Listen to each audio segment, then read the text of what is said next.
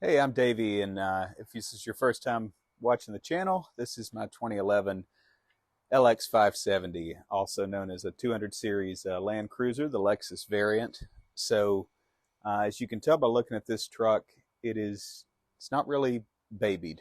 This has become a trail truck. I embrace that. If you're looking for the prettiest rig with no scratches and shiny wheels and all that, this probably won't interest you. But for those that appreciate how it is and have asked for more details on the truck, I'll try to go through all that now. Okay, so just kind of the baseline specs on the truck. 2011, it's knocking on 200,000 miles. Um, it One of the questions I get asked a lot is what kind of suspension, what kind of lift. This is stock AHC. I am an AHC fanboy. There has been some maybe confusion on that. The video I made a couple of years ago on disabling the AHC or the AHC override, that wasn't to say that's what you need to do. That wasn't to say there's anything wrong with the AHC. It was more theoretical on let's reverse engineer this and figure out how it works. With that said, stock AHC. Height sensors are maxed out underneath. There's a 1/4 inch spacer, I believe, on the front end to relieve a little bit of that pressure. And then I've gone in tech stream and adjusted the offset to get just a little bit more out of it. It's currently sitting on 35, they're 285, 75, 18. So basically it's a 35, 11, 50. So kind of a, wouldn't know if I'd call it a pizza cutter, but it's a tall and skinny 35, and this combination has worked really nice. I've only had these tires for, I don't know, 6 months or so. I ran the 34-inch Nitto all-terrains before that, and while they worked, man, mud terrain is where it's at. Are they loud on the highway? Well, yeah, you can hear them. They're a mud tire. Again, that kind of stuff is not relevant for this truck. I'm not concerned about highway noise. I'm not concerned about driving it in town. It's really become purpose built. All right, so these are, if you don't know, the wheels are the Tundra BBS forged rims. They're the same, basically the same wheel as the Heritage Series wheels, but in black. There were a few different flavors of these, kind of a shiny black, a matte black, different center caps, but they're all the same forged wheel. And if you come in here and look at these, they've been in the rocks, they've been beat on pretty good, and I've had zero issues with the wheel itself. I have hopped off the bead a couple of times, but that was when I was kind of pushing my luck down at like 12 psi. All right, let's just go ahead and continue, kind of do the exterior, and then we'll dive into some of the nuances. These are SLE sliders. So I went with the SLE at the time. There wasn't a whole lot of other options in the market for the AHC trucks. I think there's a few more out there now, but if you're not familiar, compared to the conventional 200 series, you have the AHC globes that sit right underneath here, and so the bracketry has to be different if you're bolting it to the frame, and then there's some added protection if we look underneath here for the AHC.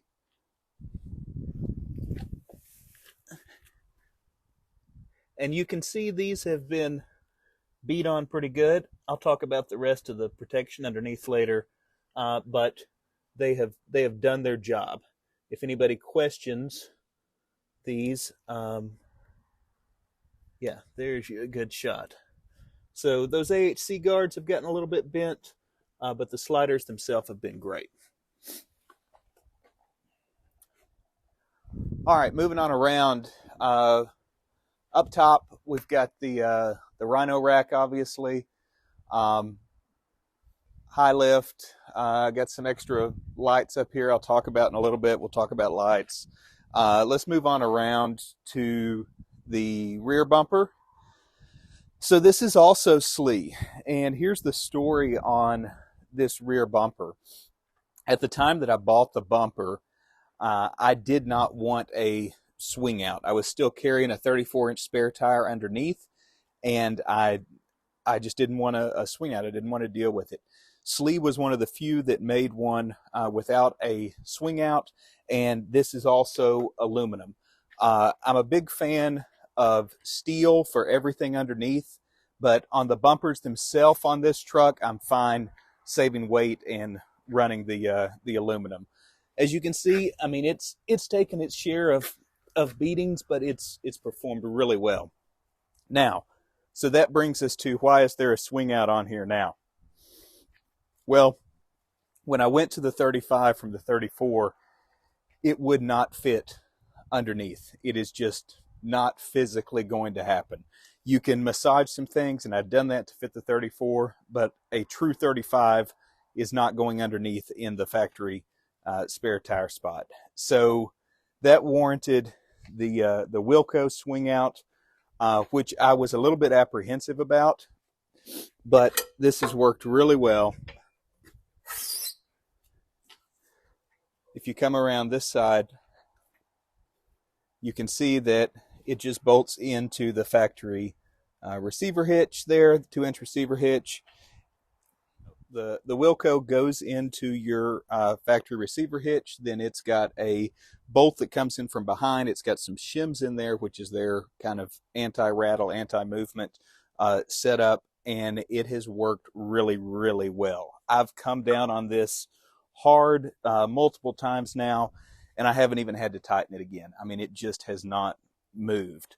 I added, this is just the Factor 55 recovery piece there, in the which used to sit in the receiver hitch itself, so just move that out there, and then just made a few modifications here to get this particular wheel to mount on here. You can see there's a, if you see that blue, that's a Spider Track spacer being put to use so that I could get the wheel and this lug pattern to work on here. And then this is just this was a piece I think originally meant for a Wrangler that we made work for the license plate, and it's also got the rear camera up here, which I'll talk about. And both of those go to connectors right here, so that if I do want to take this whole thing off, just pull the pin and remove this whole thing. It's easy to do so.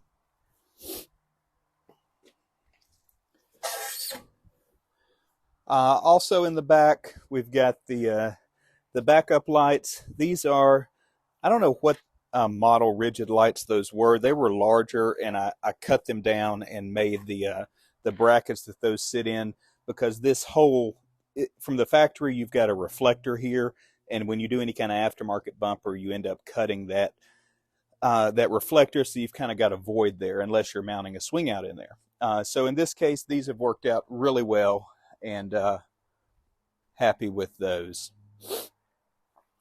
All right, coming on around, this is from the little Coleman adventure.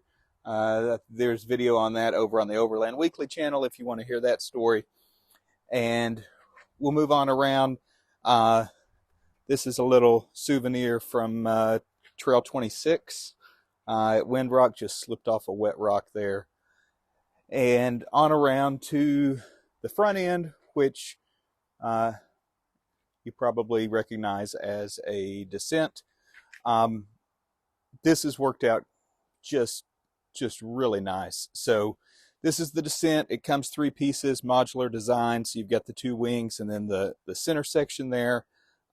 Descent provides you with these plates. They've got different variations depending on what light configuration you want. So one thing you may have seen in some of my other videos, I wanted the sequential turn signals, and that turned into a whole project with buying these little integrated circuit boards and soldering it all in.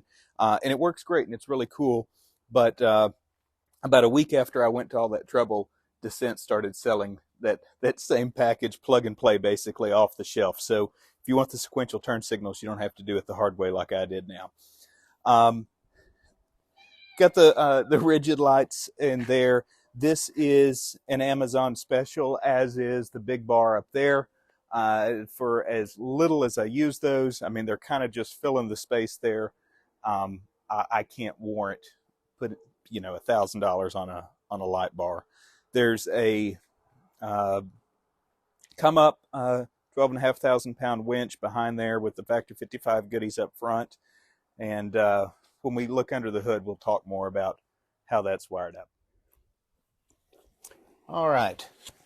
So there's not too much to see below because it's all protected by the Bud-built skids. And those may be my favorite part of this build. I have just beat the snot out of these skids, and they have not given me any trouble at all. So underneath the skids in the differentials are 488s, Nitro 48 gears, and ARBs, air lockers front and rear.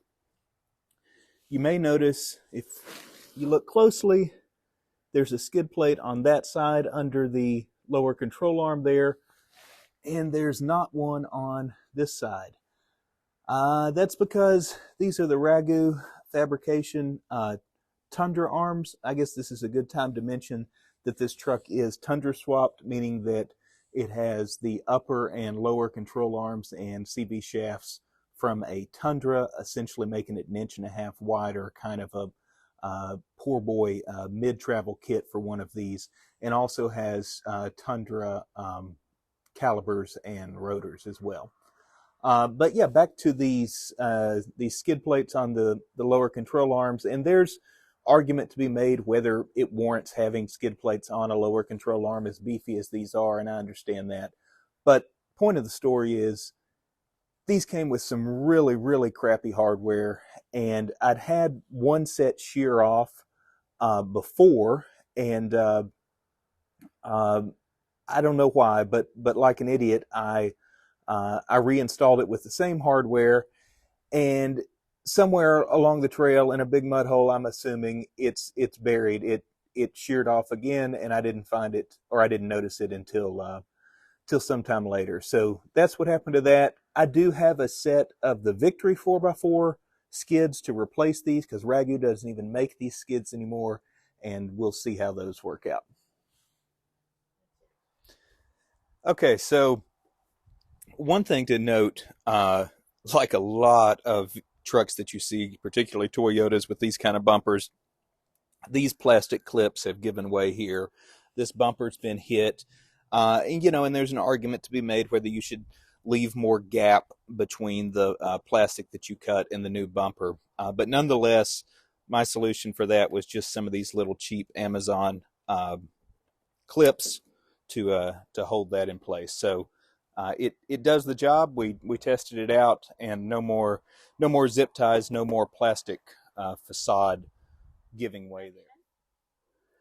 All right, so inside, I don't like a lot of clutter. I don't like a lot of extra wires or just unnecessary clutter on the dashboard. I know some guys thrive on that, but that's just not my thing. So I did, after some contemplation, I ended up putting the aftermarket, Tesla style screen here, and that's mainly so that I could get use of CarPlay and the front and rear cameras. So I'll power that up and show that later. Down here, took out the ashtray and added the I don't know if it's called VO switch or VU switch. I've got a couple of these in here now, and I'll show you under the hood how they're mounted. But these are basically a knockoff Switch Pros or Switch Pod or some of the higher dollar ones, but it's done everything I needed it to do, and I've been really happy with this. So just mounted that here. This is we've got, of course, my friend Kai from Tinkerer Designs. We've got his really nice aluminum shift knob, and I've got the GMRS radio, and that just runs. There's a jack down here, so I can take this out if it's in the way, if I don't need it right now. And the control unit is back up underneath the dash for this. Wireless iPhone charger, MagSafe charger there, and then we'll bring the camera around here so you can see some of this other stuff. All right, so down here we've got the switch for the lockers. If you're a Toyota person, you of course recognize that as the OEM style switch in the 80s and 100 series trucks. There's a plate that you can buy, and that fits perfectly in there. You have to relocate a couple of your buttons, like the rear side curtain airbag I put over there, and but yeah, that's the locker switch. I wanted kind of that OEM look with that. And then over here we've got another VO switch, and you can see what the different ones control there. And this is on that little panel. This switch inside here is to switch from the input for the front or rear camera to appear on the screen there. And yes, I know you could buy all kinds of little RCA switchers for that, but I had this toggle switch in the garage and it worked. So that's one of those things that may have become temporarily permanent. Not much to see in the back seat here except a bunch of dirt. I don't have kids, so no car seats or anything like that. But I do have my nephew with me often, and we've got a system figured out where we can strap him there in the middle and then ratchet strap the car seat in so it doesn't flop side to side when we're bouncing down the trails, and it works pretty good. Let's go around back. All right. So, back here, let's talk first about the drawers. So I am not a carpenter. This is a very rudimentary drawer setup with some plywood and some brackets and a little bit of aluminum trim and some speaker carpet there. Maybe I've got $200, $250 in all the supplies on that, and it does what I need it to do. I've got the Iceco fridge here with their slide out. This is one of their cheaper models, but it works just fine for what I need it. And then one drawer, single deep drawer, to kind of house all my tools and additional things there. And I'll go through all this a little more in the video. Now, the EcoFlow unit here, so the fridge runs from the EcoFlow. The EcoFlow is recharged via the alternator, but that comes in and it hits this little Orion box. And again, Kai from Tinker Designs figured this out. So basically, this is stepping the voltage from 12 volts up to 24 volts, which simulates a solar input and allows a higher amperage recharge, faster recharge for the EcoFlow. So anytime the vehicle's running, this gets triggered by ignition on, and there's a relay that then kicks this in and recharges the EcoFlow unit.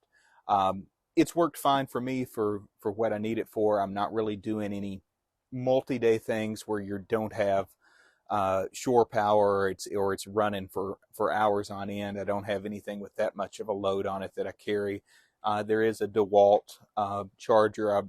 I'm a fan of the DeWalt ecosystem, so just mounted a charger for the batteries on the side there, and I carry a bunch of batteries already charged. You can see the chainsaw in there is DeWalt 20 volt as well. And the hotspot. So there's a hotspot that's running off of it. Obviously, you can move that around. Other than that, in the back, we've got the K-On system, the Molly panels, their shelf up top, the Molly panels on the side. We've got different bags for different things, and I'll go through those more in depth. First aid, tire repair, electrical repair, winch controllers, that kind of thing. We've also got more recovery gear that we'll pull out later, wedged over on the side there. I added a few things where this factory panel was here, just extra chargers, and there is a button there that will release the rear hatch from the inside. So if you're sleeping inside the vehicle and you just want to open the rear hatch, especially if you're like trying not to wake everybody else up in the middle of the night and you don't want to get the beep beep when the automatic lift gates open, it'll just release the hatch so you can swing it out and drop the tailgate down.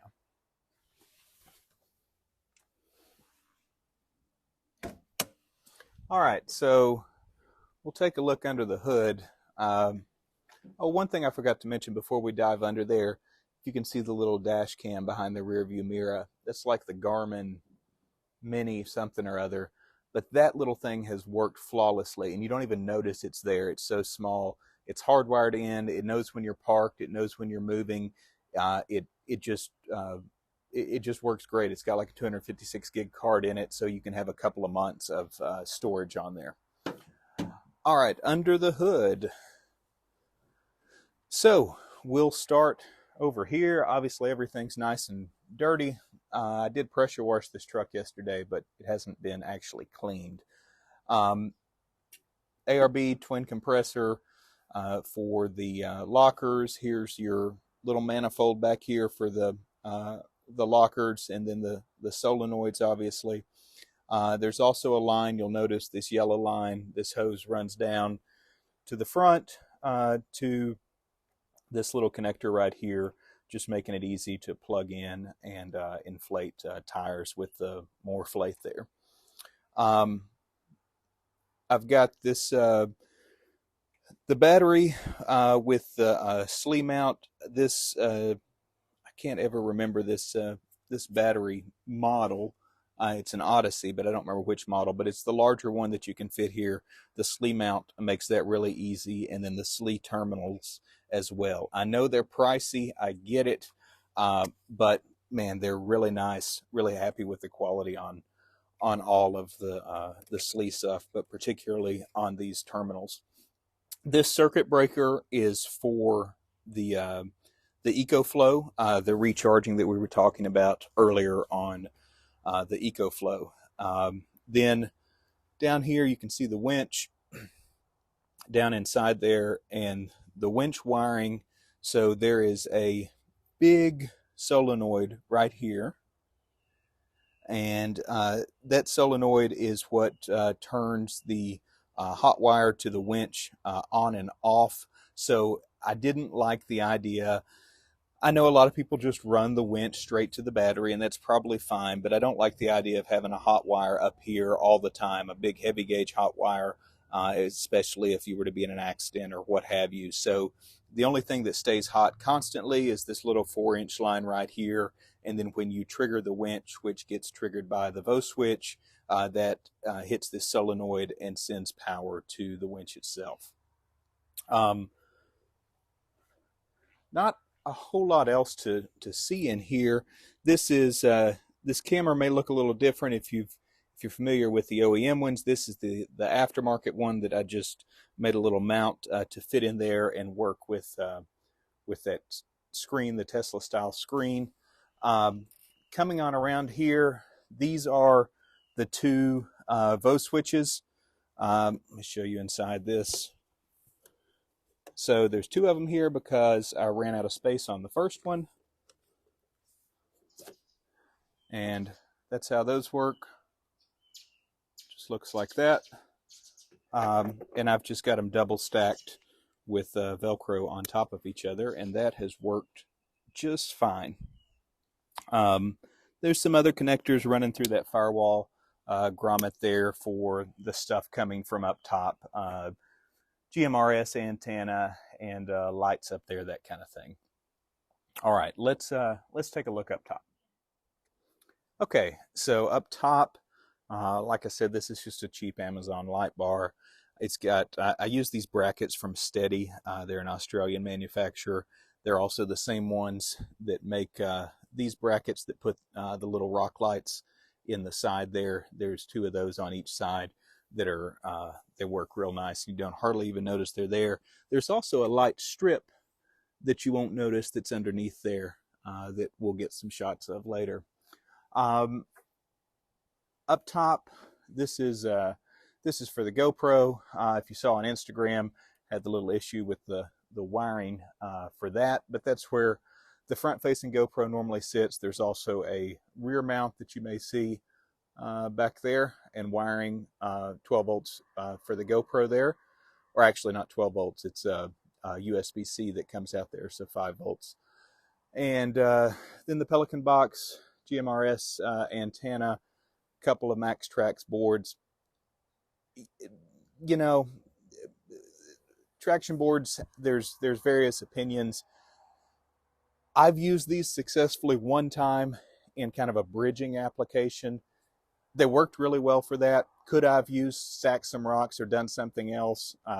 Probably so. You know, I know if you're in sand or different terrain, then it's a different story. But around here, they spend most of their life on the roof of the truck, and then a couple of roto packs in the back. There's also, let me walk around, behind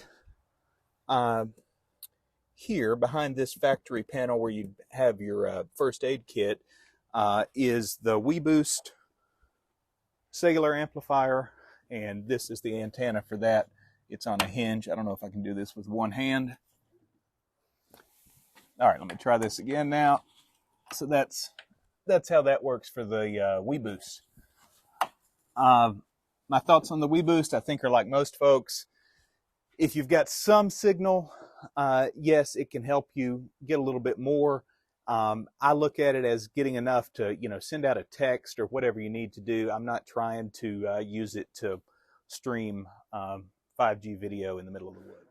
All right, so now let's, if you're not already bored, we'll spend some time here and go through what I actually carry in the truck. So let's start with the tool drawer. Let me just set everything out here where you can see it.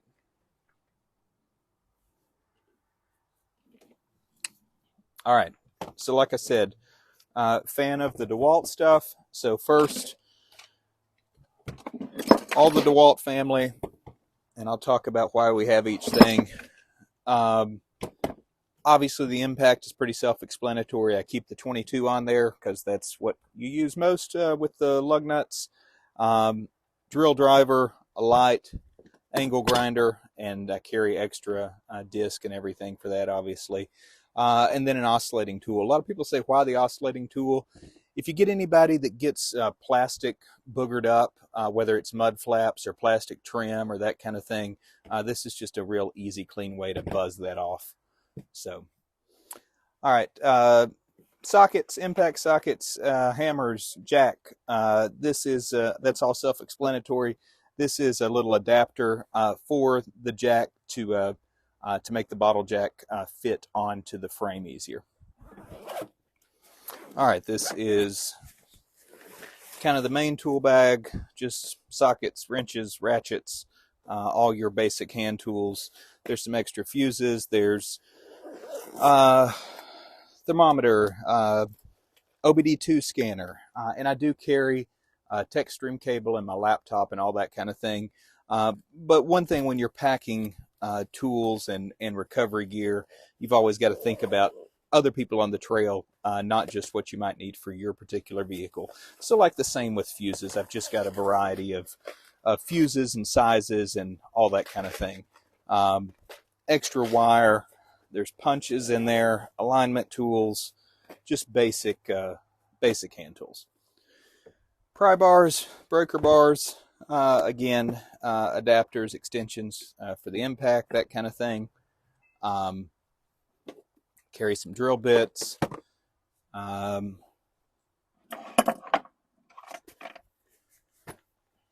right, adhesives and zip ties.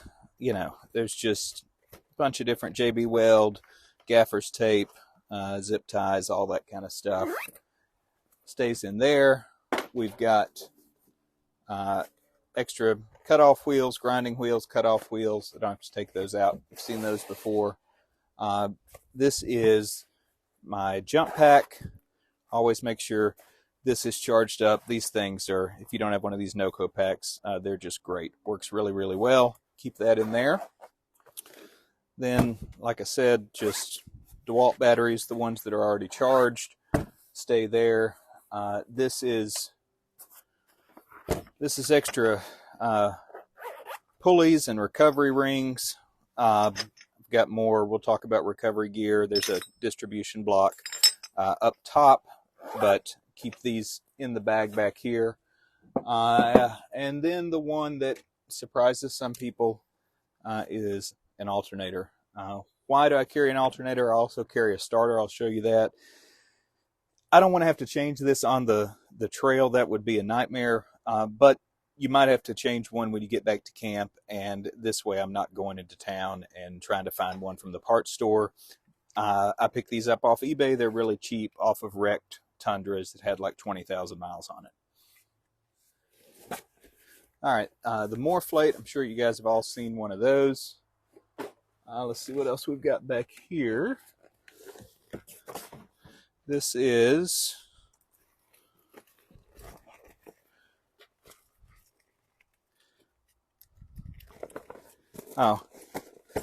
this is jumper cables. Yes, I've got the jump pack, but it's always good to have jumper cables. There's also extra cables. There's also some vice grips and some 6010 rods in there if you really got in a situation and you needed to do some battery welding. This has everything you'd need to wire a couple of batteries up in series and do that. And there's a welding hood up here as well. Also, tree saver stays down here because this seems to come out quite often, so keep that accessible. Moving on with accessible recovery gear, we can walk up here.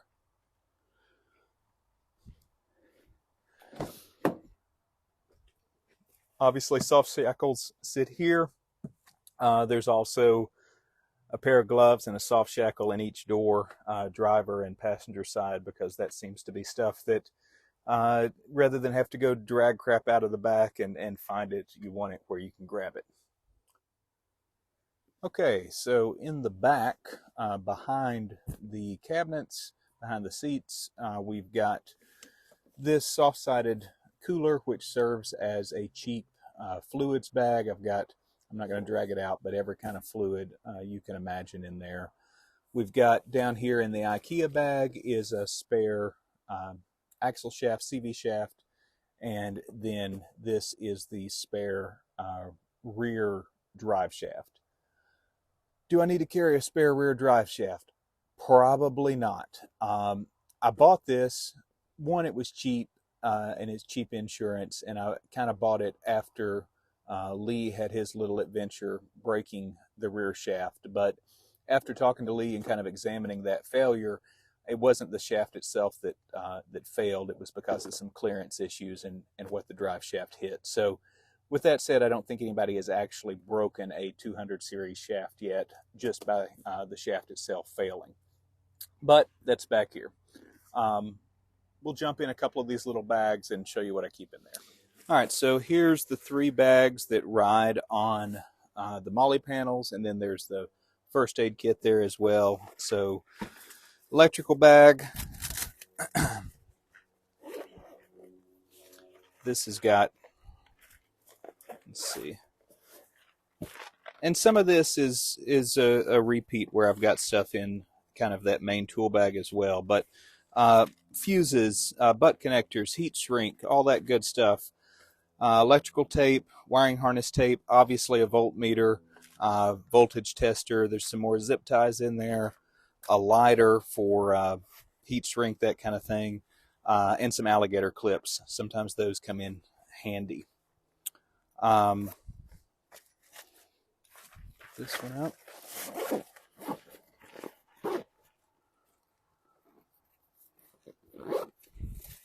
All right. This bag, the winch is wireless, but this is just the hardwired remote. Should the wireless remote fail, that lives in there. All right, so the tire bag.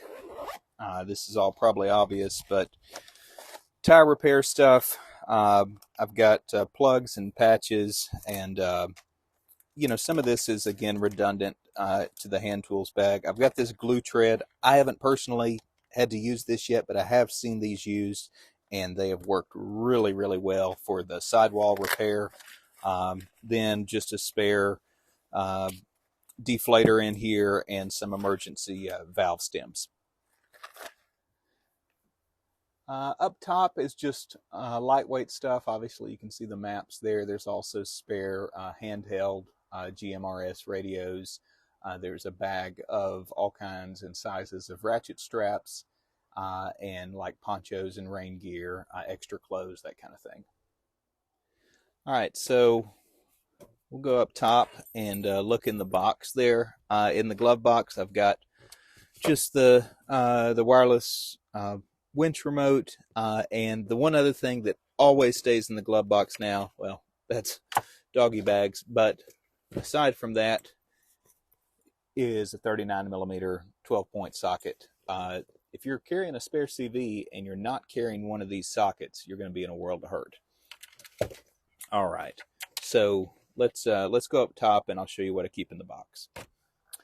All right, so up top in the storage box is recovery gear that I hope I don't have to get to as often. So we've obviously got the kinetic rope, toe strap, Boy Scout shovel, the base for the high lift or the bottle jack. We've got a spare belt. We've got a high lift bumper hook. We've got a high lift, the wheel hooks to go with the high lift. We've got a starter, we've got some D-rings, we've got winch splicing or winch line splicing. Those are some spare tie rods there. And then this little bag back here has some other miscellaneous spare stuff. Spark plugs, lugs, lug nuts, U-joints, all that kind of thing. So I think that kind of covers the top box. Okay, so I think that's a pretty thorough walk around. If you've got any questions, if there's anything I missed, let me know, and I'll be glad to answer, share any knowledge that I've accumulated on this platform.